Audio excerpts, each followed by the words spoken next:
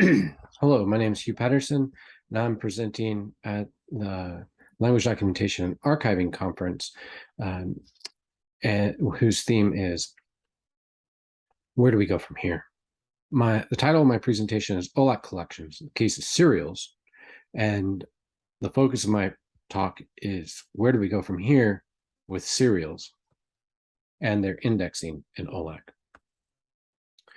So by serials, what do I mean? Well, I mean regular publications, working papers, journals, conference proceedings, anything with an ISSN number. Now, these types of resources are significantly important or increasingly significantly important because they often relate to the collections of resources developed in language documentation, and they often contain the descriptions of those collections. We've seen an increase of publications of these in language documentation, conservation, and other journals. Now, for those of you who may be aware of the OLAC, and OLAC is the metadata schema is a refinement of the Dublin Core, and it gets a lot of its power from Dublin Core.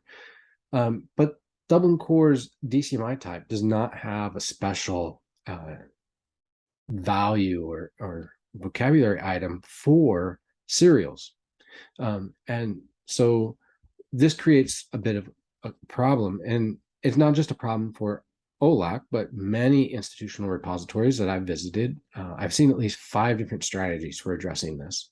It means that interoperability on this level is not widely available, and some have in fact rejected Dublin Core as being suitable for describing serials and journal articles and such.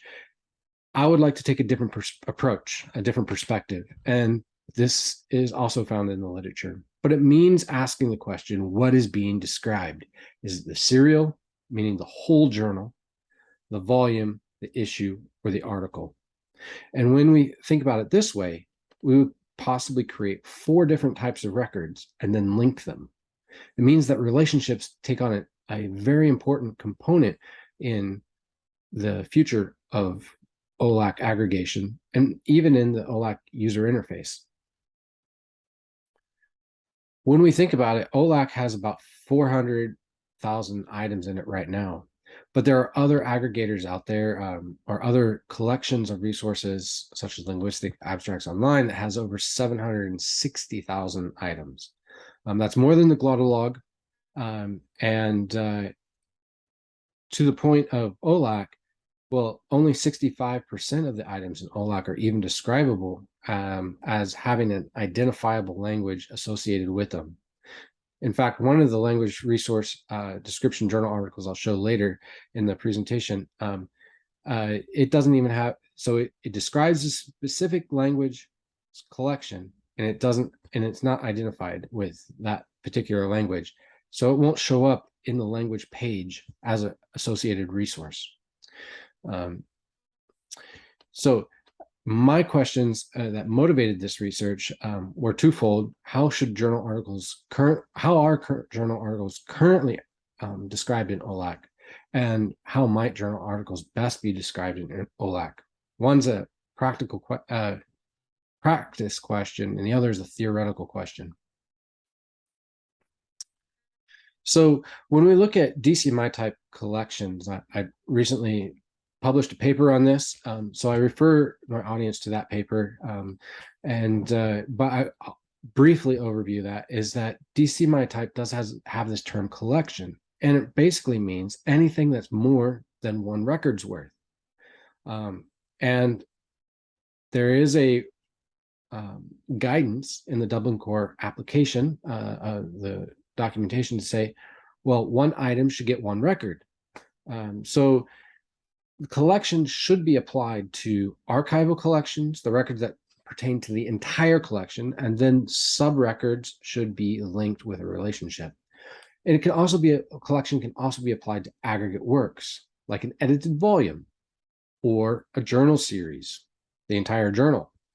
And so it's important to here to say there are some things that are not collections. An archive is not a collection. A data provider to OLAC is not a collection. Now, data providers may index more than one collection, or they may only index one collection. So keeping these conceptually independent is very important to clear communication inside of a user interface that might use metadata to guide users to the resources that they're most interested in. It's also important to realize that aggregates can come in different types, many different types, but importantly, they can come in same type for the modality, like a text type, or same different in such as an audio and a text together, where linguists might use something like a transcription and an oral story. So when we look at the logical structure of how this might work with Dublin Core metadata, we would have a record for the entire serial, then it would have a relationship to another record, and is part of or has part relationship would be established with a volume, and the same with the issue and the same with the article. Now, articles can come in several different versions, or in library science terms, we'd call it an expression or a manifestation. So a different expression might be a preprint. And let's assume that it was just an article, that it was just a run-of-the-mill article and describing some sort of grammatical component of a language. So a preprint might have the Dublin Core has version or is version of to relate the final published version with a preprint. Now, if that article was, perhaps much more technical in the computational technical side, it might have used some software in its analysis, and it might have used a data set. Those would best be independently described as independent with independent records, and then referenced both in the bibliography of the article and in the Dublin Core metadata with the referenced or is referenced relation element. Now, some articles are complex depending on the publisher. Some have supplemental materials that are co-published with the article. So in this case, then the article wouldn't be a text, wouldn't have the text type of DCMI text as the previous discussion of article would have had, but rather we would apply collection to this as well. So this article is a collection of artifacts, and we would describe the article and its supplement and have two records for that. And in this case, when that's the case, a preprint of that would only directly relate to the text. And so you could take a text, right, and you could put it in a PDF form, you could put it in a device that would paginate differently. So you can have different manifestations of text. So that approaching manifestations is something we need to think about critically in OLAC. Now, when we're looking at OLAC data, it's a couple of things to be aware of. The first is that that there can be some variation in the records, and this is for a variety of reasons. The question to ask about the data when we see it is the practice at the OLAC provider for description of their entrusted resources adequate? So description practices across providers vary, and whether or not they implement everything in Dublin Core and everything in the modifier vocabularies that are provided through OLAC, maybe they do, maybe they don't. It doesn't prevent them from participating. And there's another question then is the crosswalk from the way they host and manage their metadata to the way they provide it to OLAC done appropriately, or with at the appropriate, well, this metadata over here equals that, and crosswalking. So then the third thing is OLAC application profile currently descriptive enough for what the institution has described? And that's where we are in some of our discussion here So what comes in the future? What comes next? So this is the OLAC record for a guide to the Sayaiba language documentation course. And one of the things that we can note right off the bat is that this was published, this record's provided from the University of Hawaii's Language Documentation and Conservation Journal, which is, I think, the only journal that directly puts their publishings into OLAC. So it's a great thing that we have a journal that participates in this. However, there are, I think, some technical errors in the crosswalk. Look at the bibliographic citation. The elements are confusing, but if we look down at the identifier for the resource is actually the bibliographic citation. So I think there's some errors here that we're seeing.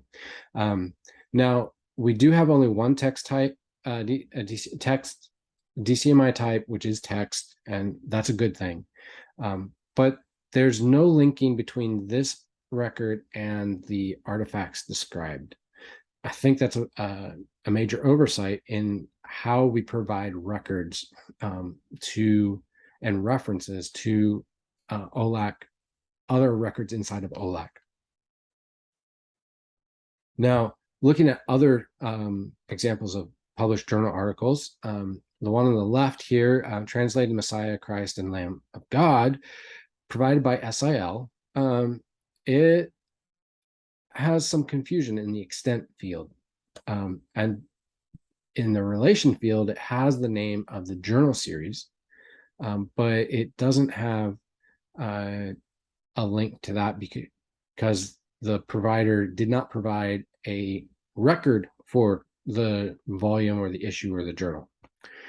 Now, the MPI provides another record on the right, and this one in the title has the title of the entire issue or volume, whatever it is. It has no date field, but inside the title is a date. So parsing here is could be improved, I would think. I would think that those would be separate fields in the host's actual data. I haven't checked that, but this is how it appears in OLAC. Now, a second thing here is that they have three components. They have an audio file, a Elan file, and then they have a PDF. Now, they provide two DCMI types, sound and text. But here, this should be a collection. It should be, because they should have a one-to-one mapping for each item and then associate those together with a collection, even if it's a journal article. Now, there's a couple here that are in the online slides, and so there's some annotation here.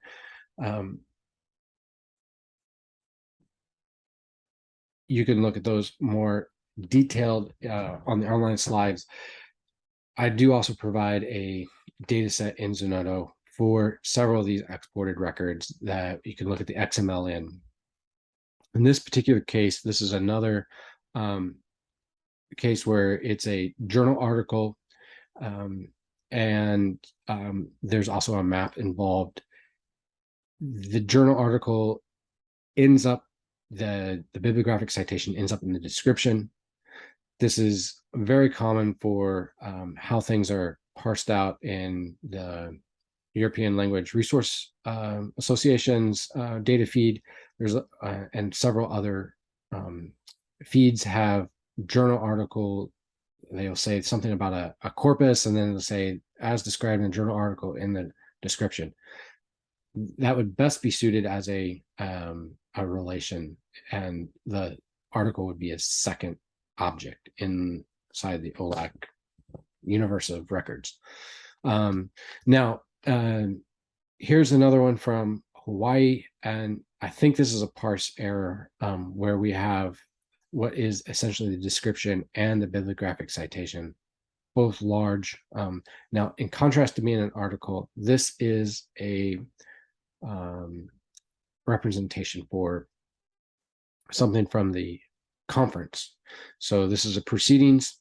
Now, proceedings are sometimes given ISSNs, so that would also fall under serials. So we should take a look at see with those with more detail. So the outstanding issues are extent declarations, ambiguous identifiers, stable identifiers for serial components for journals. I mean, if so we should think about, well, should OLAC just provide some stable identifiers for serials for the entire like journal series? A policy on records related to items without possession. So if I don't have it in my holdings, but I'm referencing it, how should that, what kind of guidance can we provide data providers for that? And a need to provide with comply with the Dublin Core's one-to-one principle, which is found in the implementation documentation of Dublin Core and upon which OLAC builds. So, and we see some inconsistencies across the same providers. So I appreciate your attention and anticipate some great questions. Thank you very much.